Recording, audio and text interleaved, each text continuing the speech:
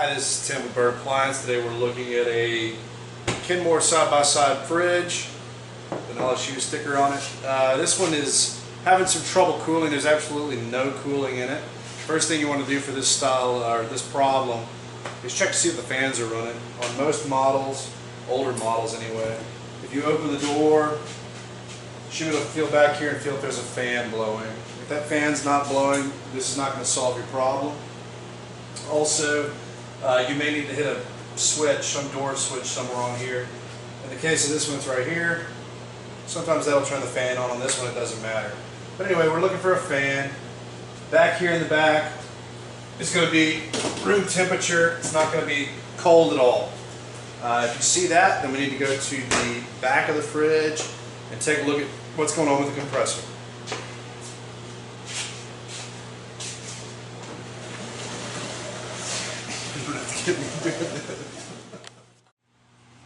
Alright, what you see back here is your compressor, and you see your condenser fan. That fan, if it's spinning, it's typically on the same circuit as your compressor. So if you see that spinning, your compressor should also be on. What you want to do is touch the compressor. You can just touch it lightly. It may be hot, so just be careful. It's not going to be super hot. If it's cool, if you don't feel it vibrating at all, you probably have a compressor that's not turning on. In the case over here, while you're checking it, if you hear a clicking sound, maybe it clicks or tries to start, then you don't hear anything, you wait another few minutes, you hear another click, that means we've got a problem here with the relay. It also could mean there's a problem with the compressor itself. You want to cross your fingers that the problem is here at the relay. There was the click right there. If it's a problem with the relay, you can fix that. We're going to show you how. If not, you've got an issue with the compressor. It's really not repairable. It's a little difficult to show you how to test the compressor. You know, we can show you with a multimeter and all that. You'll see that online. We just want to show you the other side, how to repair this. And the part's not too expensive, so it's worth a try. Anyway, we're going to go ahead and show you how to take this apart and put on a what they call a 3-in-1 start relay kit. Alright, first things first, make sure your refrigerator is unplugged. Once you get it unplugged, we're going to be going into this section.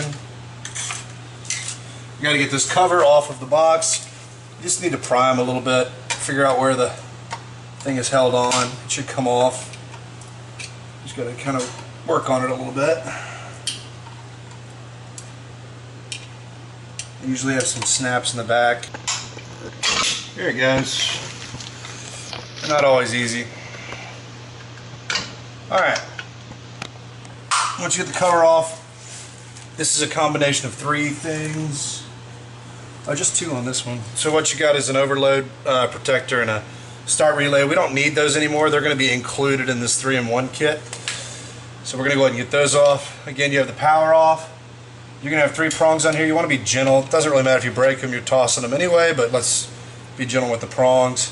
Just twist the screwdriver back and forth to get everything started.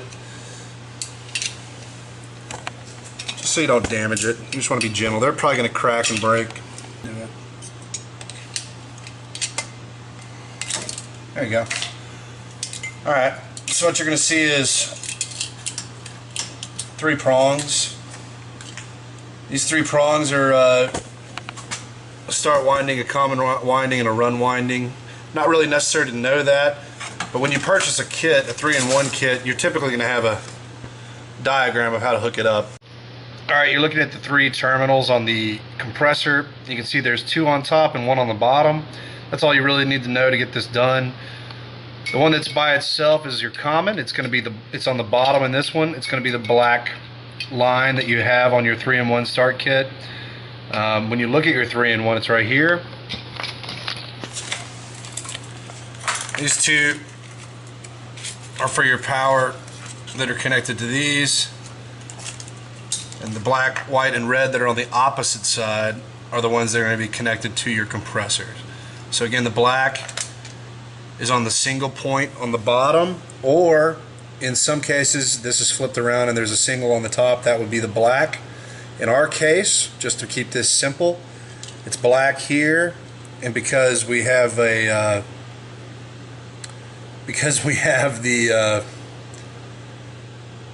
2 on the top you're going to want to have a white line on this side and a red on the other.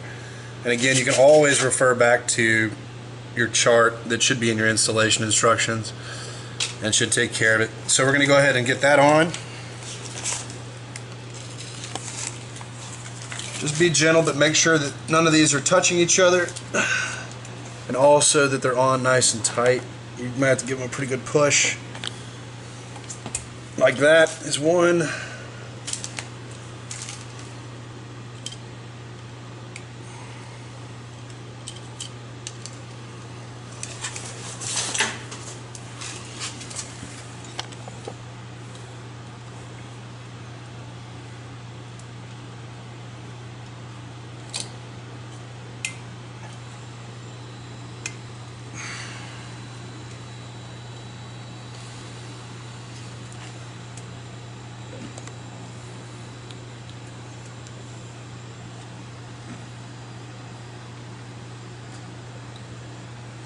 Don't break them.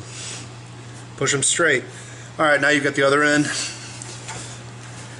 Again, this kit replaces the start relay and the overload protector, which are right here. And it also contains a capacitor. Just in case this compressor is starting to go bad, it's going to give it an extra kick. We don't know again, but this could be the case. Now this repair may last 3 weeks if it's really just a bad compressor, or it could last, for a long time, a few years, just depending on what the problem was. So we're going to go ahead and get this off.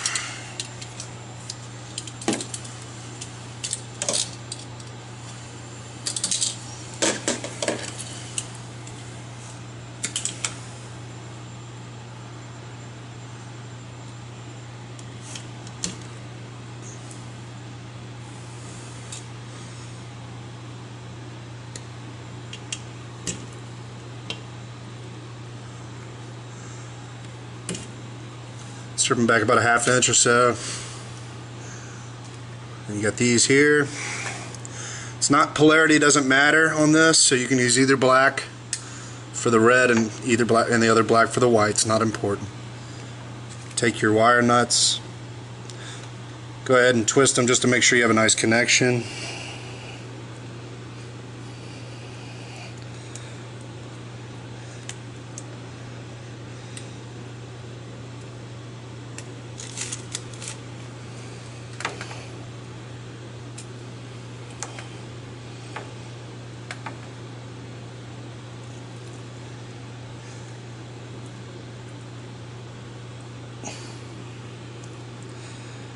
Alright, and that should be it. So now you've got your 3-in-1 start kit connected to the voltage, and then your 3 lines here running into the compressor. This should be enough to get a kick started. We're going to see if we can get this thing to turn on. So at this point, just make sure nothing's touching in here. They're all nice and separated. You don't have any loose wires, and you can go ahead and plug it in.